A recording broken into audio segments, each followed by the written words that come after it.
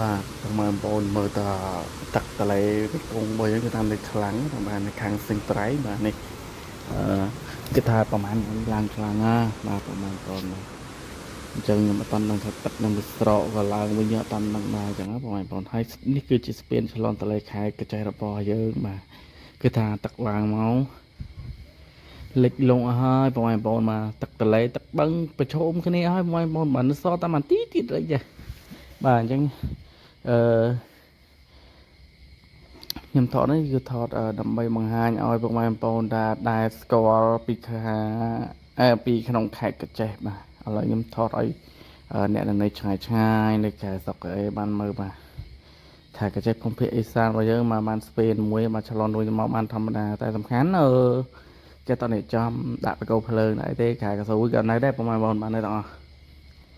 បាទអញ្ចឹងគឺលិចអស់ហើយបានទឹកតលេមេគង្គថាលិចអូបងប្អូនលំលាមកបងប្អូនបាទនៅសល់បងប្អូនឃើញមកខ្ញុំពីហ្នឹងគឺផ្លូវបាទផ្លូវអត់តលិចទេឃើញពីម្ដុំគឺផ្លូវគួរជាងទឹកអញ្ចឹងអត់តលិចផ្លូវបើថាតាមផ្ទះរៀងលិចតិចបាននៅក្រោយគូតផ្ទះខ្ញុំក៏ចិត្តដល់ដែរបងប្អូនបាទតាម22ម៉ែត្រផ្ទះខ្ញុំនៅជីទូកដែរបងប្អូនបាទខេត្តកញ្ចេះបើយើងមកហេតុតែលឺថាខាងស្ទឹងត្រែងគឺលិចអីបាទស្ទឹងត្រែងលិចខ្ញុំឃើញគេបោពីតអូវិញឃើញលិចដែរបាទអញ្ចឹង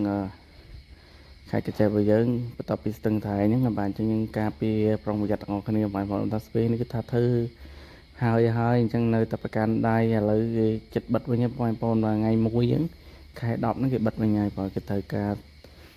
ធ្វើបន្ថែមទៀតខាកស៊ូខាគូសចរាចរណ៍លើស្ពានលើអីបងប្អូនបាននៅធ្វើច្រើនណាបាទអញ្ចឹងគេឲ្យឆ្លងមកភាសាទឹកឡើងសិនមកអញ្ចឹងទឹកឡើងលិចភូមិហើយបងប្អូនលិចហើយលេងហើយចឹងវីដេអូនេះអត់មានអីច្រើនទេបងប្អូនបាទគឺមានតែប៉ុណ្្នឹងឯងដើម្បីឲ្យបងប្អូនមើលឃើញនៅការលិចលង់ទឹកចំនួននៅខាងខេត្តកញ្ចេះបានថាលិចច្រើនណាស់អញ្ចឹងហ៎បងប្អូនបាទចេញនៅលើស្ពេនរបស់យើងគឺអត់មានលិចទេគឺធម្មតាធ្វើតាណាបានធម្មតាដូចមកបាទបើថាលិចតែផ្លូវមួយទៀតគឺចប់ហ្មងបងប្អូនបាទលិចផ្លូវទៀតមានអីឆ្លងហ្នឹងបាទលិចផ្លូវលិចផ្លូវជីទូឯងបងប្អូនបាទខាងកញ្ចេះបាទដូចឆ្នាំ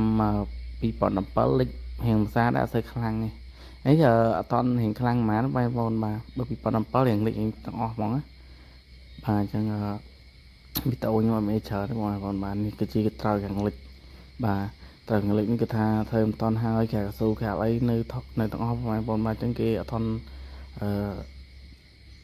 ខាលទេបាទប្រហែលជាថ្ងៃ1ថ្ងៃ2គេរៀបចំខាលកស៊ូខាលអីតែសំខាន់ចាក់ស្ដែងគេនេះសិនបងប្អូនគេមើលតាមធាតុអាកាសសិនបាទគេអត់តន់ហ៊ានដឹងថាធ្វើចាក់អញ្ចឹងណាបាទអញ្ចឹងវីដេអូរបស់ខ្ញុំមានតែប៉ុណ្ណឹងបងប្អូនអរគុណជម្រាបលា